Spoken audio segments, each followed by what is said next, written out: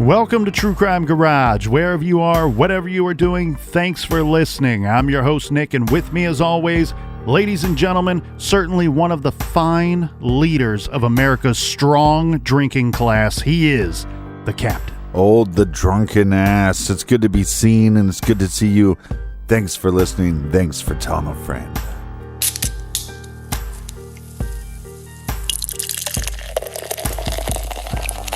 This week, we are very happy to be featuring another great beer from one of our favorite breweries. Fresh out the fridge, we have Hopsecutioner IPA by the Terrapin Beer Company in beautiful Athens, Georgia. ABV, a loaded 7.3% garage grade, 3.5 bottle caps out of 5. And we get to break down this week's case with a couple of cold ones thanks to our good friends right here, Captain.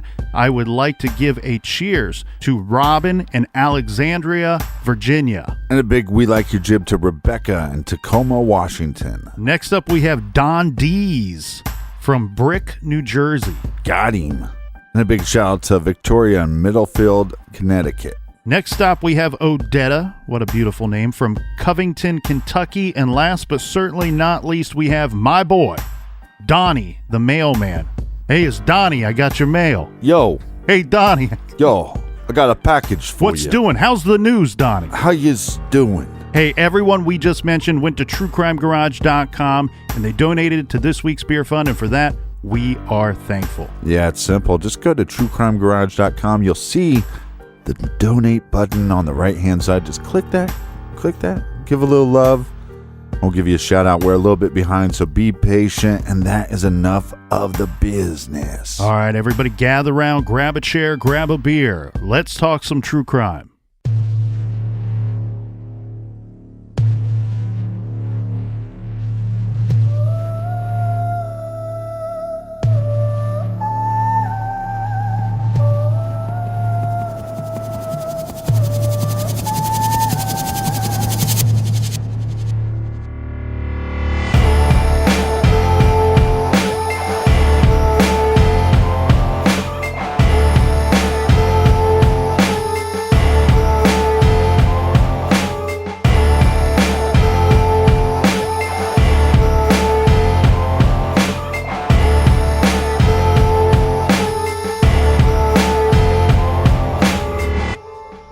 Parts of the following are taken from Paul Mescal's Daily News article.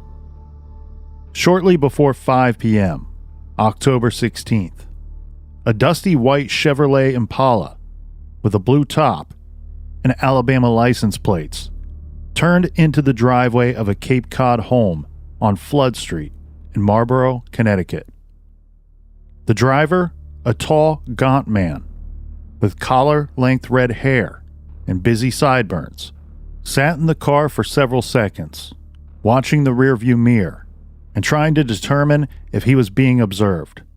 Then, he took a sawed-off shotgun from the car floor and stuck it in his waistband under his slacks and sports shirt.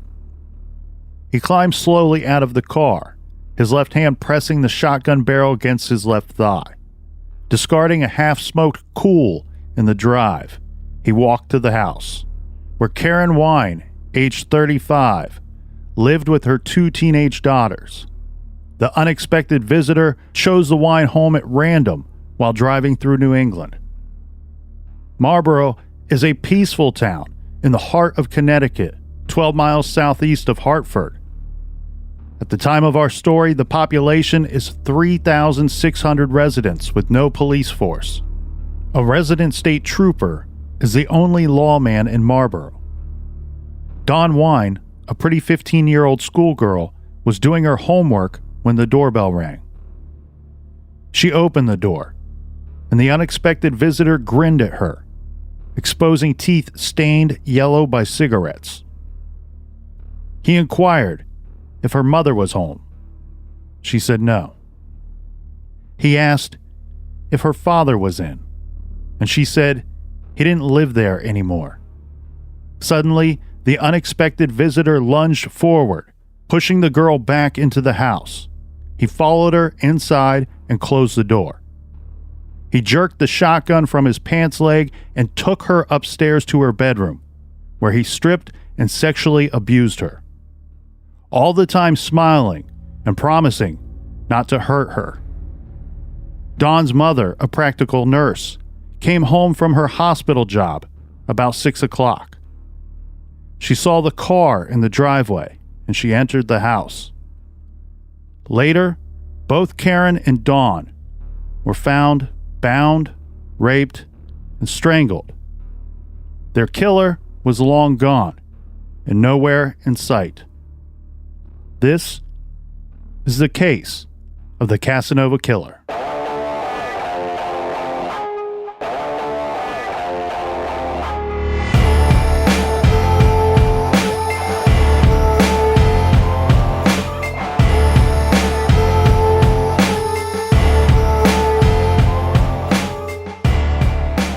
Early 1974, sitting in a Florida state prison is 27, soon-to-be 28-year-old Paul John Knowles.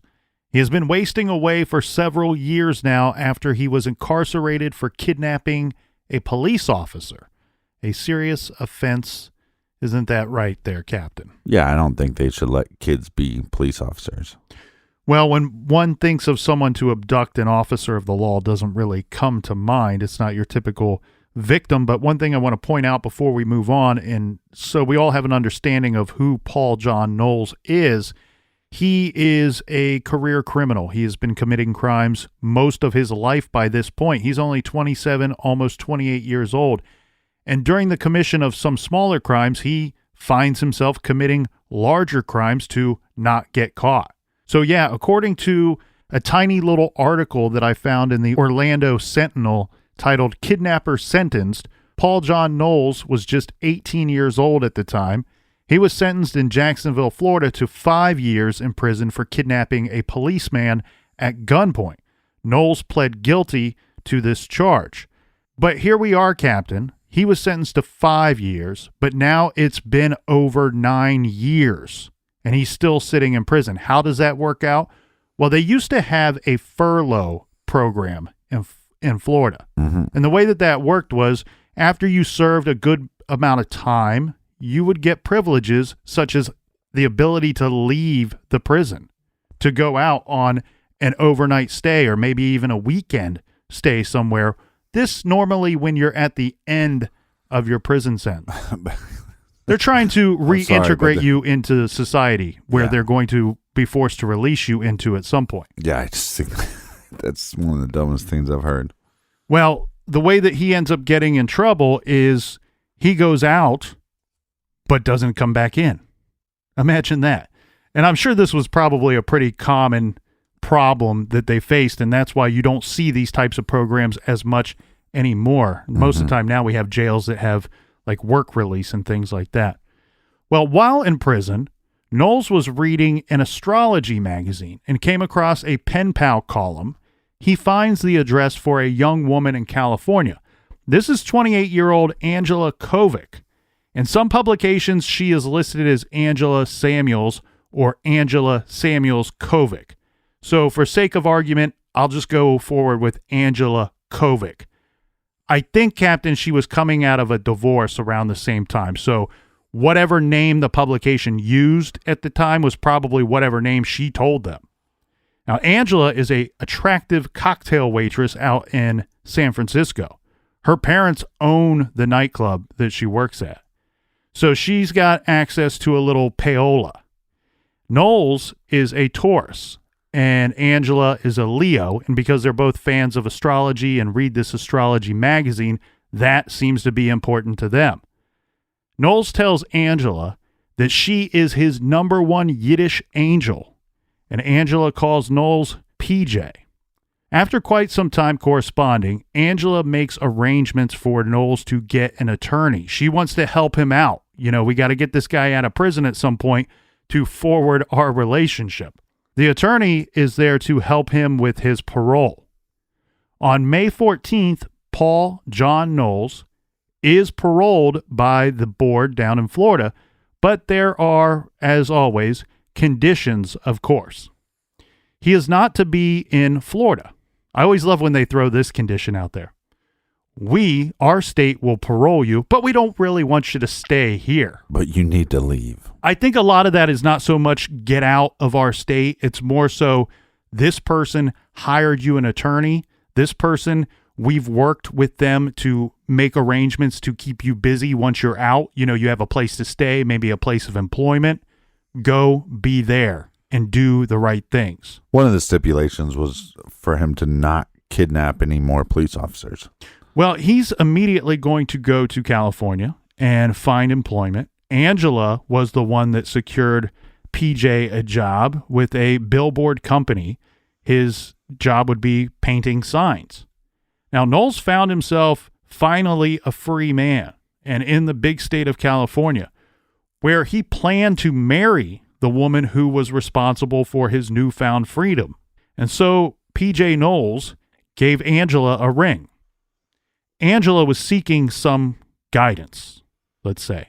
Things were moving way too fast for this young woman.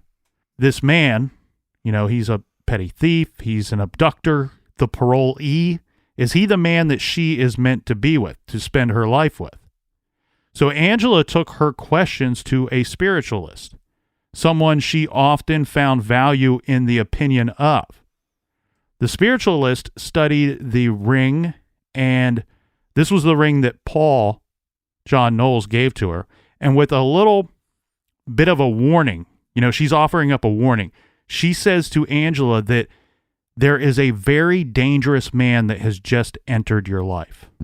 Without naming names, Angela's pretty certain that she is talking about Paul John Knowles. Yeah. Now, Captain, depending on which newspaper story you read, well, that changes if Angela heeded the warning of her spiritualist or not. Some say this was one of the few occasions where Angela disregarded the advice of her spiritualist. Others say it was the driving force for what was to be. Well, we have a background of PJ, so we know what he's capable of, so that makes the spiritualist sound more credible. But I think anybody, whether you believe in that stuff or not, if somebody just entered your life, whether you knew their history or not, and somebody said to you, there's a very dangerous person that just entered your life, I mean, my ears would perk up. Right. Well, regardless of which version is actually correct, Paul John Knowles was not the man for Angela Kovic, or at least she will say this for now. She said she enjoyed Knowles' company. He was spiritual, believed in God and the afterlife. He was smart and had an interesting sense of humor, but he was just not for her. The two spent 4 days together, and regardless of Knowles' stipulation of his parole, that he find and maintain employment, he never showed up, not once, for the job at the sign company that Angela had secured for him. So Angela sent him packing after these 4 days. He gone. And Captain, since we both know how much Knowles enjoys following the rules, well, where do you think he ended up? Well, there's a part of me that's feeling a little bit bad for him right now, because he basically shows up, and once he gets there, she's like, ugh, you ugly. Well, I don't know if it's so much that. I mean, she's being warned by the spiritualist, and she secured a job for him. He's there for 4 days. He doesn't go to the job once. Mm-hmm. This might be the tip that you needed that says, hey, maybe this guy's not going to change his ways, or maybe he's not who he says he is. Right. You don't know this guy. You've been trading letters with him, and now he's there staying with you, and he's not keeping up his end immediately. Right. I'm just saying that this is the version of now with social media. People meet online. They're chatting back and forth. It gets serious once somebody buys a plane ticket.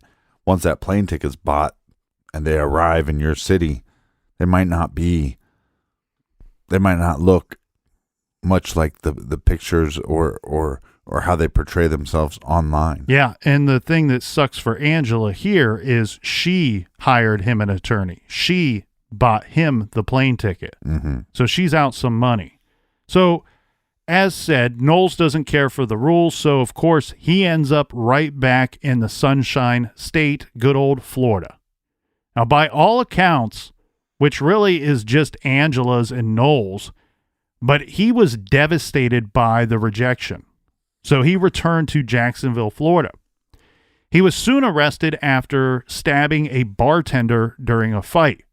He was charged with assault, and now he's back behind bars, this time in a dingy Jacksonville jail.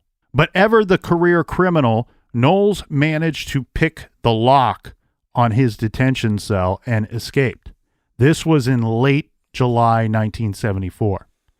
On the night of his escape, Knowles finds himself in a situation of his own creation where he is on the run and in serious trouble as he has he's so clearly violated his parole and likely would be facing some very severe and harsh punishments, a lengthy prison sentence, that is for sure. But not only is he on the run, if he's going to remain a free man, he is in need of tools and provisions to keep him out. The solution to this problem, he broke into the home of 65-year-old Alice Curtis. The tall, young, and strong fugitive easily overcame the defenseless 65-year-old woman. He tied her up and gagged her. He ransacked her home, taking money and valuables, and then he stole her car. This was a white Dodge Dart. Alice was a retired school teacher, just looking to live out her days, relaxing in her home and surviving on the nice little life she worked so hard to build for herself. Instead, she choked to death on her gag.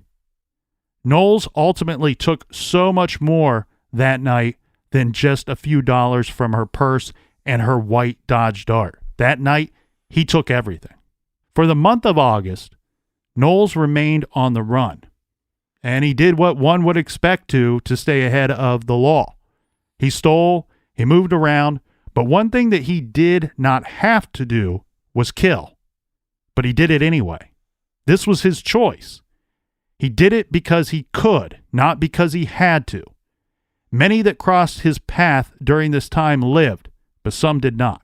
So PJ Knowles at this point has been on the run for a good month. Yeah, on September 3rd, we find our unexpected visitor up north in Yankee Land in our great state, Captain, the old OH. I-O. This is at a roadside bar and restaurant off of Route 75, 4 miles north of Lima, Ohio. This is at the Scott's Inn, where Knowles is likely drinking himself into a nice one-night coma. There he is doing his thing, which is drinking and chatting people up. He becomes fast friends with the 32-year-old William Bates. Bates is a regular at the Scott's Inn. Now, Bates and Knowles could not be more opposites.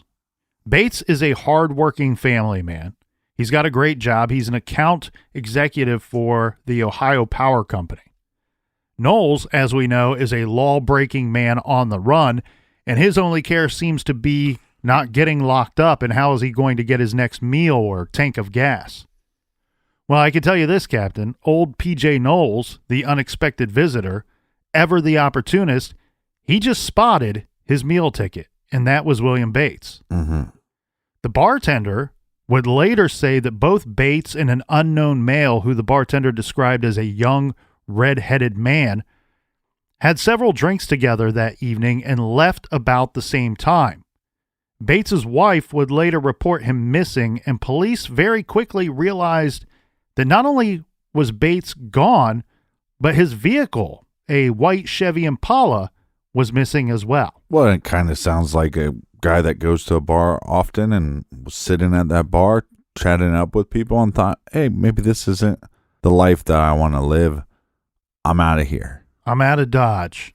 That's where my mind goes too, and I think that's where a lot of people's minds would go. It's weird, the contrast between a missing man and a missing woman. With a missing woman, you fear the worst. With a man in his early 30s who has a good job and a family, and his car is gone on top of that, that's where you kind of go, well, maybe he just hit the road. Well, and we know that he's probably a target for PJ because this is part of his MO. If I might not take you with me, but I need a ride. I need gas. I need supplies. Yeah, well, he needs a way of staying out on the run. He needs provisions to keep this journey of his going along. Mind you, he didn't just crawl into Lima, Ohio. He drove that poor dead woman's stolen vehicle all the way up to Ohio. And he's been driving around for some time now. And this is a very, very dangerous man. The thing I think of immediately, Captain, is that old Doors song where the line is, "There's a killer on the road." Yeah. That line makes me think of several others, but very much so Paul John Knowles. Well, there's something about, if you Google Paul John Knowles, something rock and roll to him. He almost looks like he could be the singer of the Doors. I don't know that they cut your hair for you when you're in Florida State Prison. This takes us to September. We are now at September 19th, 1974. On that day, the Reno Evening Gazette reported the following, with a headline about halfway down page 1 that read, "Couple found slain near Eli." The article reads about a vacationing couple who were found shot to death late that morning in a camper south of Eli, Nevada. An autopsy was ordered, but it appeared both were shot in the temple with a small caliber gun. No gun was found at the scene. The victims were identified as Emmett Johnson and his wife Lois, both in their 60s. The bodies were discovered at the Lake Valley Summit rest stop.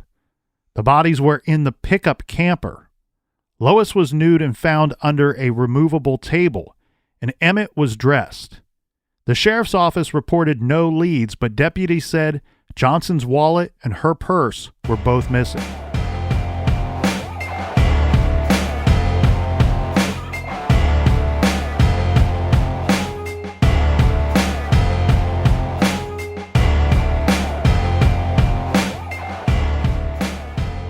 These days, we have many ways to stay in touch with family, even when we can't visit them in person. Keeping up with my family's always been important to me, even during this time of social distancing. I've been doing video calls with my father, video calls with my mom. These things are important to the way we feel and the way that we carry on.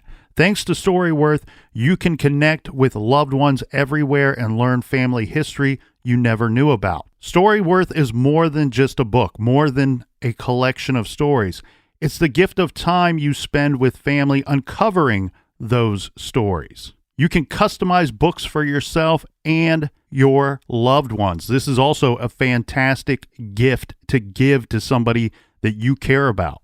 Every week, Storyworth emails your family member different story prompts, questions you've never thought to ask, like, what have been some of your life's greatest surprises?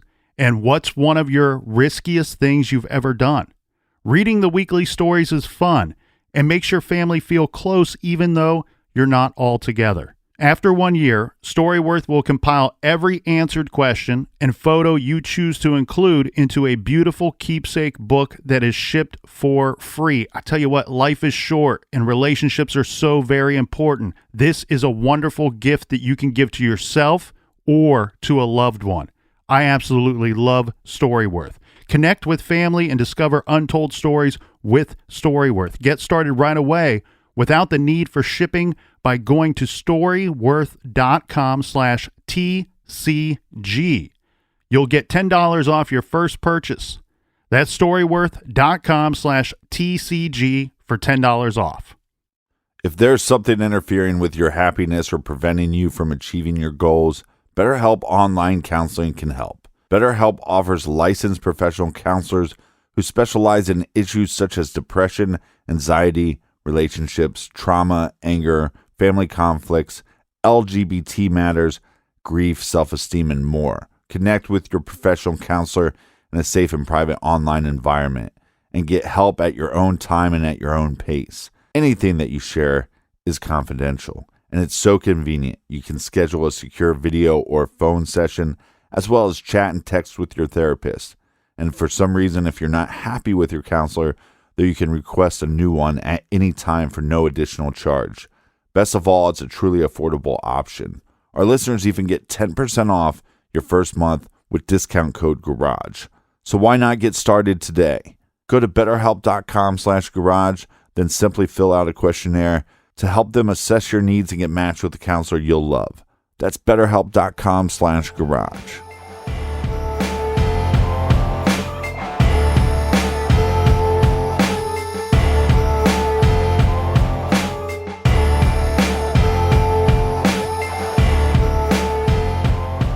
All right, we're back. Cheers, mates. Cheers, Captain. Now, I was Googling PJ Knowles. We don't need to know everything that you do. And he kind of reminds me of Eric Stoltz. Yeah, you said that to me, and that makes total complete sense. Back when Stoltz was a strapping young lad. Yeah.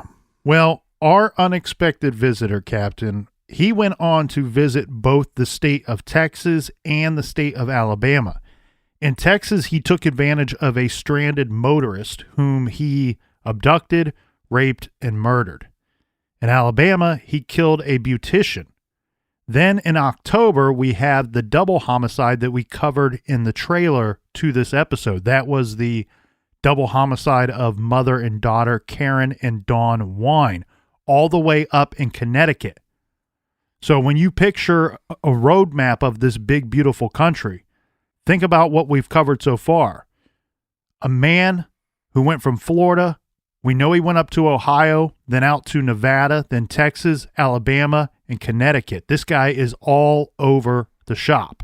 Right. And to get there, we believe he's traveling by car, so all those connecting states as well. Correct. And we'll go into the details of how we know where he is and whereabouts in the timeline as well. That is really key to that. But something else that is of major importance to our case, this takes place on October 4th. This is one of those things that at the time of this event, it's a bit of a head scratcher, but it all makes so much sense later when we are able to see the big picture. So on October 4th, back up in Ohio in a motel parking lot, police discover an abandoned vehicle. This is a Dodge Dart. Now remember, this is the vehicle, the one that is missing from Jacksonville, Florida, belonging to the unsolved murder victim, Alice Curtis. So now the sheriff's department up in Lima, Ohio have a missing man and his vehicle is missing as well. Note, that's from a month back. And now we have an abandoned vehicle from out of state that belongs to a murder victim. Now, if you're the sheriff's department, if you are this man's wife and his family and co-workers, you're starting to go, does this abandoned vehicle that belongs to an unsolved murder victim down in Florida, does that have anything to do with this missing man and his missing vehicle? It seems like quite the coincidence. Throughout October, Knowles continued to travel, driving the highways and likely killing along the way. He does have a close encounter with police when he is pulled over for a minor traffic infraction, and of course the officer just didn't know who he was dealing with, so he let Knowles go with a warning. Knowles decides to reach out to his attorney and sets up a meeting. This meeting will be a strange one, Captain. They meet for a couple of drinks. Halfway through the first drink, Knowles tells his attorney, and I believe that this is according to the attorney, "Don't run away, but I'm a mass murderer." You're having drinks with your client, with somebody you think that you know. Now, his attorney's no idiot. He knows that Knowles is not a great guy, that he's broke the law. I mean, he's represented him so he could become a parolee. Mm-hmm. But the shocking statement of, "Don't run away, but I'm a mass murderer." You got to wonder, if you're the other guy, is your first reaction, is this guy joking? Or do you know him well enough immediately that you're going, holy snap, this is serious? Well, on top of that, he's telling you all this stuff. And what if he changes his mind at the end of the conversation? Do you become a victim? Well, and I love these old cases because I love to go back and take a look at how things have evolved throughout the decades. And we are talking decades ago. And Paul says to his attorney, I'm a mass murderer. Well, I mean, you see the how investigation and just terminology alone has changed throughout the years. This is before people were using the term serial killer. Right. This is before they really even coined that phrase. So we have him describing himself as a mass murderer, which today we would describe a mass murderer as somebody who walks into a single situation and takes out as many people as they possibly can. Paul Knowles is a serial killer in every sense of the word that we know now, but he doesn't know any better back then. And he says, hey, I'm a mass murderer. Well, I would kind of actually argue with that terminology because we know that he's on the run from law enforcement, and his murders, we don't know if there was murders before his incarceration. So he almost sounds like a spree murderer to me. Yeah, more of a spree killer. Let's get back into it. Knowles tells his attorney, hey, by the way, I'm a mass murderer. And this also kind of reminds me of the movie American Psycho at the end, where he calls, I believe the name is Patrick Bateman, and he calls his lawyer and starts confessing to all these crimes. You were mentioning Google a minute ago, and now you bring up American Psycho. Google sometime on your own time, not on Garage Time right now. Google sometime Huey Lewis and I believe it's Weird Al Yankovic. They do a scene. They recreate a scene from American Psycho. Yeah, it's like a parody. Yeah, it's brilliant. Okay. Anyway, I apologize we went down a road there.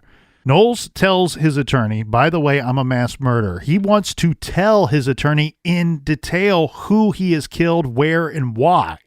Knowles is of the belief that either one of two things is going to happen. Either the law will catch up with him and he will be locked up and executed for his crimes, or he's going to get killed in the process of being apprehended.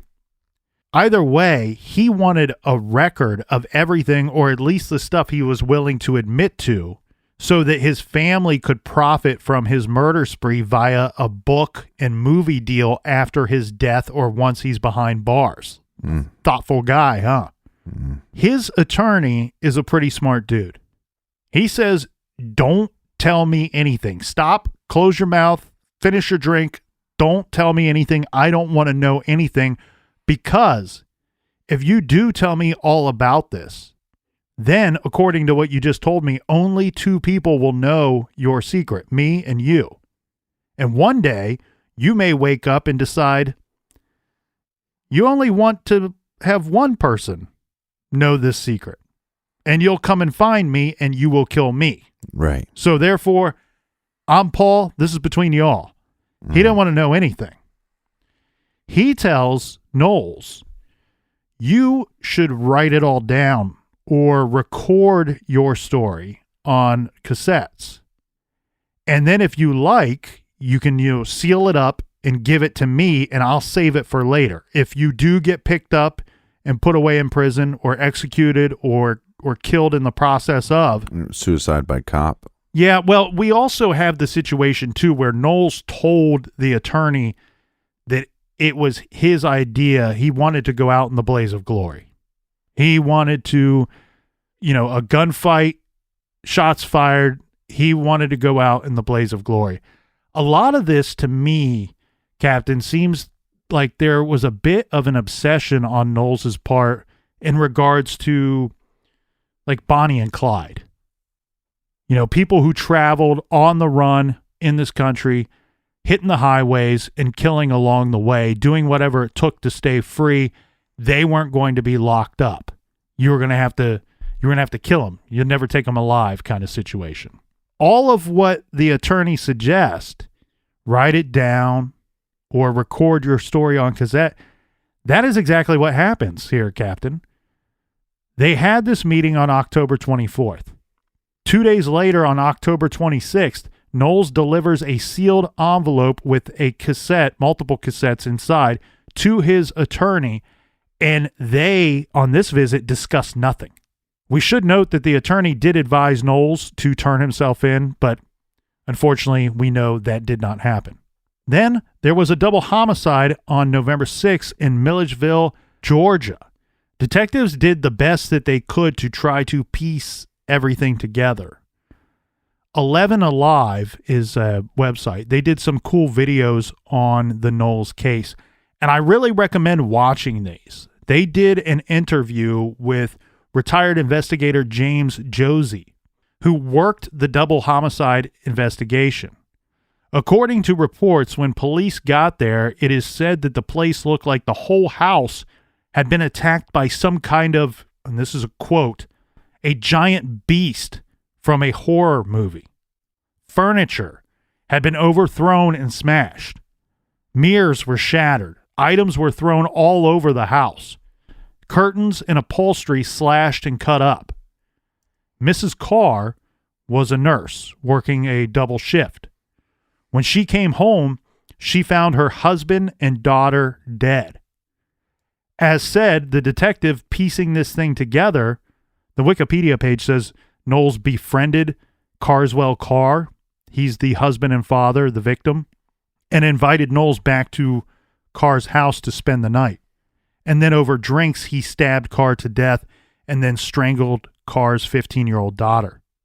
Detective Josie, who worked the case, says, look, when you ask us what happened, either Knowles followed Carr home and snuck in, or he was invited back to the house by the victim.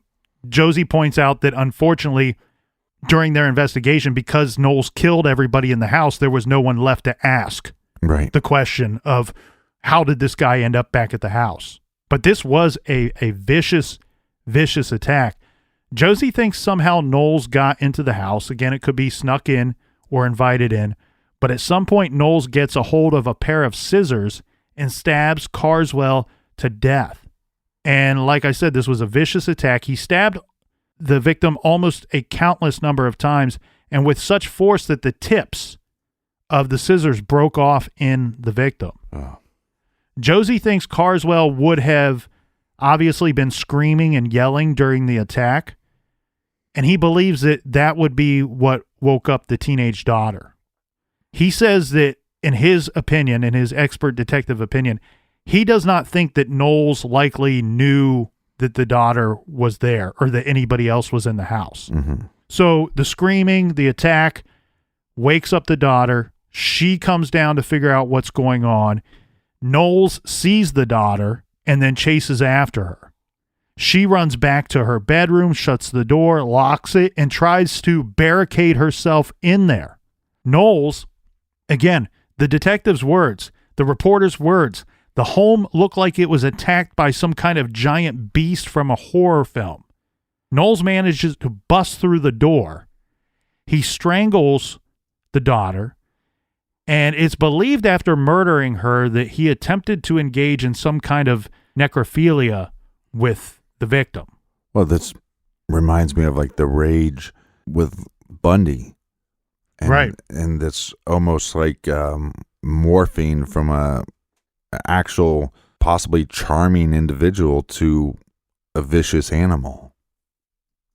And that's why that picture of Bundy from court is such a popular and well-recognized picture. The one where he's getting ready to just slam his hand on the table, mm-hmm. because everybody in the courtroom was saying, hey, here you have this very neat, well-kept, well-groomed guy who seems to be smart and representing himself at trial, seems to have it all put together, and then, boom, in that second, for that instance right there, everyone in the court recognized and noticed and saw what was really behind the eyes, behind the skin. Once you peel that layer back, underneath there was a monster, and once he's out, he is uncontrollable. Pay no attention to the man behind the curtain. So eventually Knowles is going to flee this scene, right? But not before stealing jewelry and whatever other valuables he can find.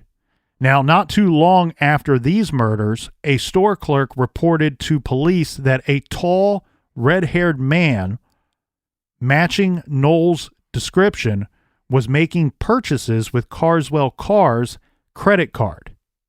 So police pretty early on have a good idea who they're looking for. This guy is on the run, and we believe that we can track him and trail him through the vehicles that he is stealing and then leaving along the way. And he's also using victims' credit cards and some of their stolen property and stolen money to buy him things like gas and food and cigarettes and so forth while he's out running all over the map. Mm-hmm. Also that month, Knowles picked up some hitchhikers. This was Edward Hilliard and Debbie Griffin. Edward was eventually found dead in some woods, and Debbie is believed to have been killed by Knowles as well.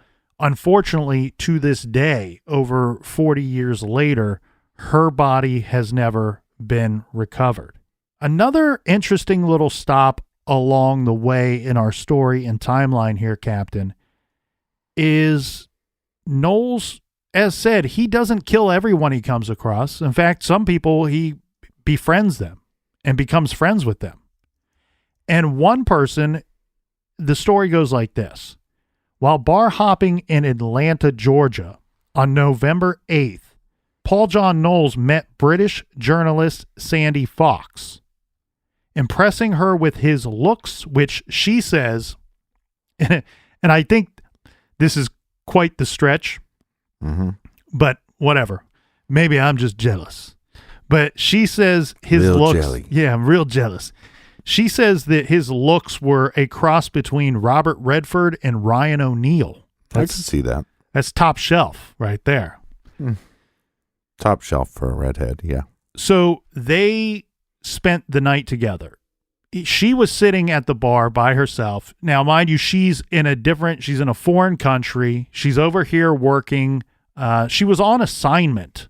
And I believe originally she was on an assignment in New York, maybe for the Times. And whatever, that didn't work out, or they sent her down to Georgia on a different assignment. Somehow she ends up in Georgia by herself at this bar. The way she describes it is she was kind of checking out Knowles from afar. He's sitting there drinking, and she thinks that he must have caught her checking him out. And at some point, he makes his way over, starts talking her up. Now, one thing I will say that does seem to be quite charming about this Knowles character is that at least two women, Fox included, said that Knowles would be quick to ask a woman to dance, which is kind of a lost thing. Men don't do that so much anymore. I don't even know that they did that a whole lot back in the 70s. But no, the bar that she described in her book is not described as like a dance club or anything like that. It really sounds to me like it's the hotel lobby bar. A lot of businessmen and people sitting around after work drinking. And she catches his eye. He comes over, chats with her for a while, and eventually that leads to him asking her to dance. She said that they spent the night together. Now, as said, I said her book. She went on to write 2 books about her experience with Paul John Knowles. And one of them's called Killing Time. I've read Killing Time. It's a great true crime book. I love the old ones. This one was from 1977. In the book, what's funny to me though, I've never read one of those romance novels that have the risque covers, with a lot of flesh on the cover. But I can only imagine how they read. A portion of her book, Killing Time, reads like a very graphic lovemaking scenes. A little sex. Well, she says sex up in here. She says he was unable to perform. So not much sex. A lot of build up and no real ability to seal the deal, let's say. Yeah, bad boys, Captain Limpy Pants. So that's always brought up some questions about Knowles. One, she says, look, push the psychology aside. The nights that she hung out with Knowles, he was drinking a lot. And she said that in her experience throughout life, she had seen many a good time go down the throats of men who are just drinking and drinking and drinking. I don't know if that's the right terminology. Well, I thought her book's well written, and I liked the way she phrased some things. So if you push psychology aside, that's an excellent explanation. But then you take the psychology back into it, and you have to wonder, and we've seen this with other serial killers. We've seen this with rapists, serial rapists, where sometimes these men are not able to perform with a willing participant. Right.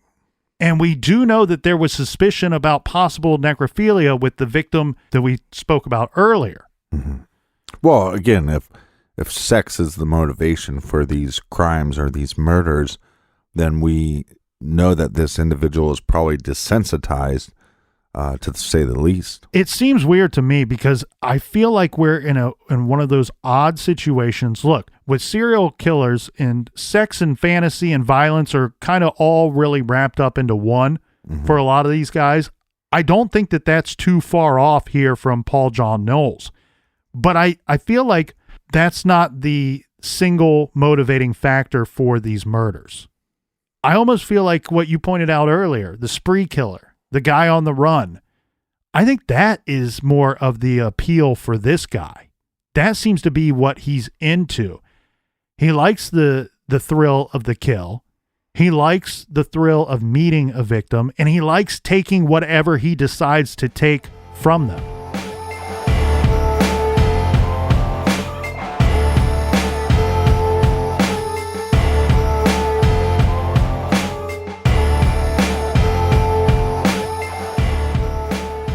Whatever struggles you are facing, from depression and anxiety to trauma and grief, BetterHelp can connect you with a professional counselor in a safe and private online environment. It's so convenient. You can schedule secure video or phone sessions, as well as chat and text with your therapist, and anything that you share is completely confidential.